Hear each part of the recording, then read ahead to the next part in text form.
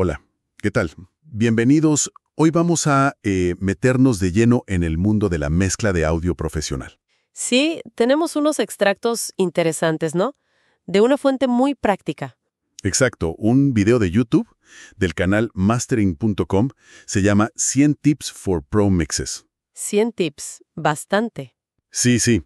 Y bueno, nuestra idea es desglosar algunas de las técnicas, las más útiles, digamos. Claro, tanto para quien recién empieza, como para gente que ya tiene cancha y busca, no sé, refrescar ideas. Eso mismo, hay unos trucos que están, la verdad, fascinantes. Suena bien. ¿Arrancamos a analizar esto a fondo? Dale, empecemos. Bueno, un primer punto que me pareció súper interesante es esto de entender bien las herramientas. Ajá, fundamental. Proponen algo como llevarlas al extremo, para escuchar bien qué hacen. Dan el ejemplo de un compresor tipo el 1176. Claro, como el estudio SIT de Logic, por ejemplo. O equivalentes en otros DAWs. Ese mismo. Y lo ponen con ajustes súper agresivos, ¿no? Sí, muestran dos configuraciones bien opuestas, bien marcadas, Un es ataque lento y liberación rápida. que deja pasar el transitorio inicial, ese primer golpe, digamos. Y le da más pegada, ¿cierto? Exacto. Y la liberación rápida como que sube la energía, le da un toque más agresivo. Y la otra configuración es al revés. Ataque rápido, liberación lenta. Y ahí se nota más cómo se puede, bueno, aplastar el sonido al principio, o cómo la compresión tarda en soltar si la liberación es muy lenta, afectando el groove a veces. Claro. Es genial como ejercicio. No es que vayas a usar siempre esos ajustes tan bestias. No, claro. Pero te entrena el oído. Aprendes a identificar qué hace realmente el ataque, qué hace el release. Después, en una mezcla normal, reconoces esos efectos sutiles. Entiendo. Es como conocer los límites para después moverte cómodo dentro. Exactamente. Saber qué pasa si controlas el pico con ataque rápido versus si lo dejas pasar con uno lento. Es básico. Tiene todo el sentido. Bueno, y antes de meter mano a un compresor, insisten en algo que parece obvio pero no lo es tanto. La organización. Uf, sí, clave. Sugieren usar abreviaturas estándar para nombrar las pistas, ¿viste? Vox para la voz, BGB para coros. GTR guitarra, DRM batería, kick bombo, SNR tarola, lo típico. Sí, y mencionan un detalle práctico también. Con la tecla Tab, por ejemplo en Logic, Ah, sí, para renombrar en secuencia. claro, para renombrar rápido, sin tener que usar el mouse para cada pista. Parece una tontería, pero No, no es ninguna tontería. Imagínate recibir una sesión con, no sé, 100 pistas llamadas audio 01, audio 02. un caos. El video lo dice claro. Un ingeniero pro no te entrega algo así. Es que no es solo prolijidad, es eficiencia pura. Una sesión ordenada te ahorra horas, literal. Totalmente. Agrupar todo lógicamente, baterías juntas, voces, teclados. Y usar colores, aunque el esquema de color es muy personal, ¿no? Pero tener uno. Sí, sí. Consistencia. Y mencionan las herramientas para agrupar, los track stacks de Logic, por ejemplo. Que pueden ser folder o zooming. Exacto, o los grupos en Ableton, las carpetas y auxiliares en Pro Tools. La idea es agrupar para controlar volumen o procesar todo junto. Se pueden anidar incluso, ¿no? Como meter los micros de la tarola dentro del grupo de batería. Claro, eso te acelera el flujo de trabajo de una manera increíble. Fundamental. Bien. Organizada la sesión. ¿Qué sigue? Preparar los niveles. El lienzo, como dicen. Sí. Aconsejan normalizar las regiones de audio a un pico objetivo. Ponen como ejemplo menos 10 dBFS. Decibeles full scale, sí. Dejar aire. Y hablan de funciones tipo Normalize Region Gain en Logic para hacerlo rápido en todo. ¿Y el beneficio de eso? Dicen que ayuda a tener mejor resolución en los faders. Ah, claro. Porque trabajan cerca del cero, donde el control es más fino. Si la señal llega muy bajita, mueves un poquito el fader y salta un montón el volumen. Exacto. Y que todas las pistas lleguen a un nivel más o menos parejo a la mezcla. Y esto se conecta con algo que recalcan mucho algunos ingenieros grosos, como Derek Ali. ¿Qué cosa? Lograr un buen balance de volumen antes de meter plugins. Solo con los faders. Solo con los faders, con los oídos frescos. Ahí captas la esencia de la mezcla, la relación entre instrumentos. Es verdad. A veces una buena producción casi que se mezcla sola, ¿no? Con pocos ajustes de volumen. Totalmente. Ahí definís la curva de EQ general, digamos. Dan el ejemplo de un drop en EDM, bombo grave, plato agudo. ya te cubre el espectro. Y usar referencias en esta etapa dicen que es vital. Sí, para tener una guía de cómo debería sonar ese balance. Entendido. Ahora, algo que describen como un cambio de juego, especialmente para voces, el clip gain. Sí, ganancia de clip, poderosísimo. Es ajustar el volumen directo en el audio, ¿no? Antes de cualquier efecto. Exacto, antes de la cadena de plugins. Muestran una voz súper dinámica, partes casi susurrando, partes muy fuertes. El típico caso. Y en vez de solo subir el fader, que subiría el ruido, o aplastarla con un compresor, Que a veces termina bombeando mucho, como muestran con un LA2A trabajando a full. claro, proponen editar a mano, subir las frases bajitas, bajar los picos. Con cuidado, claro, que no suene artificial. Sí, y usar crossfades, pequeños fundidos entre ediciones para evitar clics. Y ojo con las respiraciones también. La lógica es impecable. Si nivelas la señal antes del compresor, le llega algo más parejo, Y reacciona más suave. más natural, sin esos saltos bruscos. Y para la sibilancia, las heces molestas es genial. También con clip gain. Sí, bajar el nivel de esas heces problemáticas en el clip antes del de-esser. Así el de-esser trabaja menos forzado, más transparente, evitas ese sonido como sesioso o que le falten agudos a la voz. ¡Qué buen tip ese! E incluso van más allá. Hablan de EQ quirúrgica aplicada a selecciones. ¿Cómo es eso? Identificar la frecuencia exacta de una S súper molesta con un analizador y meterle un corte de EQ muy finito solo en ese instante. ¡Guau! Mucho detalle. Sí. Y hasta sugieren bajarle un poquito el tono, el pitch, a esa S como último recurso, buscando la máxima transparencia. Impresionante el nivel de control. Bueno, otro concepto. Elegir un elemento ancla Ajá, la base de la mezcla. y mezclar alrededor de eso. Dicen que en música moderna, pop, hip hop, electrónica, suele ser el bombo, el kick. Sí, es muy común. Y el consejo práctico es fijar el nivel del bombo. Ponen de ejemplo que los picos estén entre -8 y -10 de BFS. Un nivel saludable, constante. Y una vez que está ahí, casi no tocarlo más. ¿Y por qué? Explican que el bombo y el bajo son los que más energía consumen abajo, los que más llenan el headroom. Claro, ese margen dinámico antes del rojo, del 0 de BFS. El video lo muestra. Quitan bombo, bajo y tarola y el nivel general baja un montón. Tiene sentido. Entonces, si fijas el bombo a un buen nivel desde el principio, te aseguras espacio. Creas una base sólida. Y un bombo potente no es solo volumen, es cómo se balancea con el resto. Es el cimiento, exacto. Bien. Tenemos el ancla, el balance inicial. ¿Cómo sumamos potencia, textura, sin pasarnos de nivel? Procesamiento paralelo. Ah, el famoso procesamiento paralelo. Un clásico. El ejemplo típico es con la batería. Mandar la señal a un bus auxiliar. Un envío, sí. Y en ese bus, meterle procesamiento a fondo.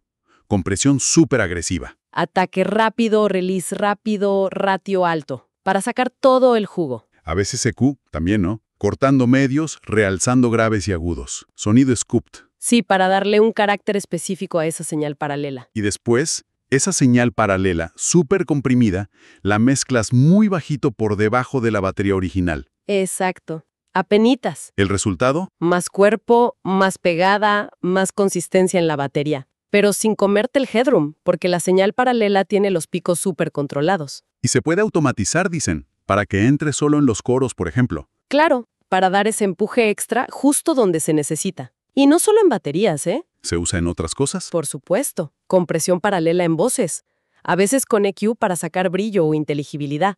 En el bajo. Mencionan la compresión rear bus. ¿Qué es eso? Ah, la técnica de Andrew Sheps. Es compresión paralela, pero aplicada a casi toda la mezcla, menos la batería y a veces la voz principal, para dar cohesión, como un pegamento sutil. Interesante. Ya hablan de EQ paralela también. Citan plugins como el Kush Clariphonic que añaden aire o brillo de forma paralela, afectando menos la fase. Y saturación paralela, claro. Sí, para añadir armónicos, carácter, con cosas como el Fat FX de Logic o el Decapitator de Soundtoys. Le da energía sin destruir la dinámica original. Es tener lo mejor de los dos mundos. Clarísimo. Pasemos al espacio. Anchura y profundidad. Crear la imagen tridimensional. Para la anchura mencionan el sample delay, o efecto Haas. Un clásico también. Duplicar la pista, panear una a cada lado y retrasar una un poquito, unos 20-40 milisegundos. Sí, muy poquito. Usan un ejemplo con un sonido de reloj percusivo, y cómo eso lo ensancha, le da su lugar a los lados. Sí, crea esa sensación de amplitud estéreo. Otra estrategia que comentan para la anchura, paneo LCR. Left, center, right. Izquierda, centro, derecha. La idea es usar principalmente esas tres posiciones, duro a la izquierda, duro a la derecha y centro. Evitar los paneos intermedios. ¿Y eso por qué? Porque el contraste entre el centro y los lados bien definidos crea una percepción de mayor anchura, más separación. Ah, mira vos. Y hablan del trémulo también. Sí, para añadir movimiento, alternar la señal entre izquierda y derecha rápido. En hats, shakers, pads, les da como una vida, una anchura dinámica. Exacto. Movimiento y espacio. Y para la profundidad, el adelante-atrás, ¿qué herramientas usan? La principal es la EQ. La EQ. ¿Cómo? Pensá en cómo suenan las cosas a lo lejos. Pierden agudos, ¿no? Por el aire. ¿Cierto? Entonces, si atenúas los agudos de un sonido, o sobre todo de su reverb, lo mandas para atrás, usando el damping de la reverb o una EQ después. Tiene lógica. ¿Y el pre-delay de la reverb? Fundamental. Ese pequeño retardo antes de que empiece la reverb. Si es más largo. Separa el sonido directo que queda adelante de la reverb, que se va para atrás. Y si es 0, Se fusionan más. Puede funcionar para efectos, pero a veces como que embarra el sonido original, lo empuja para atrás o le quita definición al transitorio. entiendo. Añadir modulación tipo chorus a la reverb también ayuda a que flote, se separe de la fuente. Y a veces usar reverbs mono o estrechas simula mejor la distancia que una súper amplia. Muy bueno. Ahora, la EQ en sí.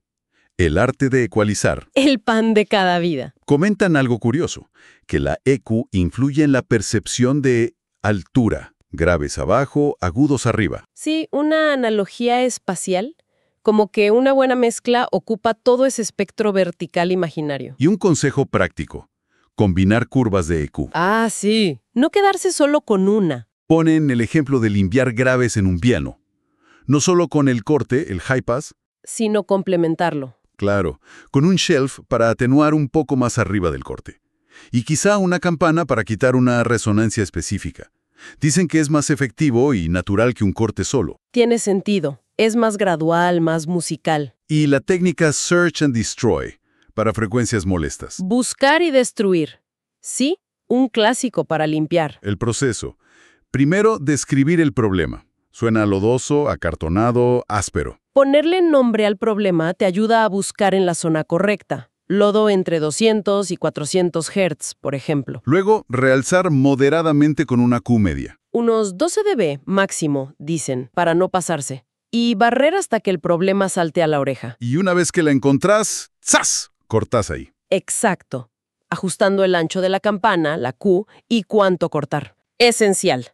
Para quitar todo ese ruido de baja frecuencia inútil, aire acondicionado, vibraciones, sobre todo en grabaciones no tan prolijas. Y el consejo es hacerlo siempre en contexto de mezcla. Fundamental. Exagerar el corte hasta que suene delgado y después retroceder hasta que recupere el cuerpo justo, sin el barro. Y la automatización de EQ. Cambiar la EQ entre secciones. Importantísimo. Un piano no necesita sonar igual en la estrofa tranquila que en el coro lleno de instrumentos. Ahí quizás necesites adelgazarle un poco. Claro, para que todo encaje. ¿Y mencionan el tilt EQ? Ah, el tilt. Es como una balanza, ¿no? Sí, una sola perilla que sube agudos y baja graves, o al revés. Es súper rápido para ajustar el balance tonal general. Hacer algo más brillante o más oscuro con un solo gesto. Muy útil. Genial. Y para ir cerrando, volvemos al control dinámico, pero con otros enfoques. Más allá de la compresión básica. Hablan de usar clipping para pegada, sobre todo en baterías. Clippers, no limitadores. Ojo ahí. ¿Cuál es la diferencia clave? El clipper recorta la onda de forma abrupta, cuadrada. El limitador suele tener ataque y release, actúa un poquito más suave, redondea más. ¿Y el clipper, al recortar el pico así? Mantiene más el transitorio, la pegada inicial, aumenta el volumen percibido y ahorra headroom. Lo usan mucho en bombos y tarolas después de ecualizarlos. Interesante. Y vuelven al sidechain. El clásico bombo bajo, Que el bombo baje el volumen del bajo momentáneamente. para que no peleen en los graves. Pero señalan que hay herramientas más finas ahora. ¿EQ dinámica o algo así? Exacto. O procesadores como SUD o Track Spacer que hacen sidechain solo en las frecuencias que chocan. Es más transparente. ¿Y sobre compresores? Insisten en conocer los tipos. BCA, FET, Opto. Cada uno tiene su color, su reacción. Logic trae ejemplos de todos. Entender cómo responden, sus tiempos, su carácter.